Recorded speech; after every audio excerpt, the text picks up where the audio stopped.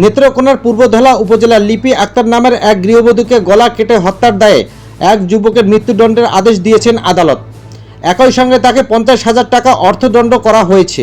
আজ বৃহস্পতিবার দুপুরে জেলা ও দায়রা জজ আদালতে বিচারক মোহাম্মদ হাফিজুর রহমান এ রায় দেন। রায় ঘোষণার সময় আসামি আদালতে উপস্থিত ছিলেন। বিষয়টি নিশ্চিত করেছেন রাষ্ট্রপক্ষের কৌঁসুলি আবুল হাশেম। দণ্ডপ্রাপ্ত আসামির নাম রাসেল মিয়া।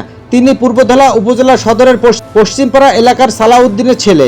অন্যদিকে লিপি আক্তার একই গ্রামের বিজেপি সদস্য আজিজুল ইসলামের স্ত্রী। রাসেল সম্পর্কে তার চাচাতো দেবর। মামলার এজাহারে স্থানীয় কয়েকজন বাসিন্দা ও আদালত সূত্রে জানা গেছে, লিপিরা ও রাসেল একই বাড়িতে বসবাস করতেন। লিপির স্বামী বাড়িতে না থাকায় রাসেল প্রায় তাকে উত্তপ্ত করতেন, এমনকি তাকে প্রেমের প্রস্তাবও দেন রাসেল। কিন্তু লিপি এসবে রাজি ছিলেন না। এতে রাসেল ক্ষিপ্ত হয়ে 2020 সালে 4 অক্টোবর গভীর রাতে লিপিকে গলা কাটে হত্যা করেন। ওই দিন রাসেলের পাশের কক্ষে 12 বছর বয়সী ছেলেকে নিয়ে ঘুমিয়েছিলেন লিপি। হত্যার পর রাসেল নিজেও তার গলা কেটে আত্মহত্যা করার চেষ্টা করেন। পরে বাড়ির লোকজন রাসেলকে উদ্ধার করে ময়মনসিংহ মেডিকেল কলেজ হাসপাতালে ভর্তি করেন।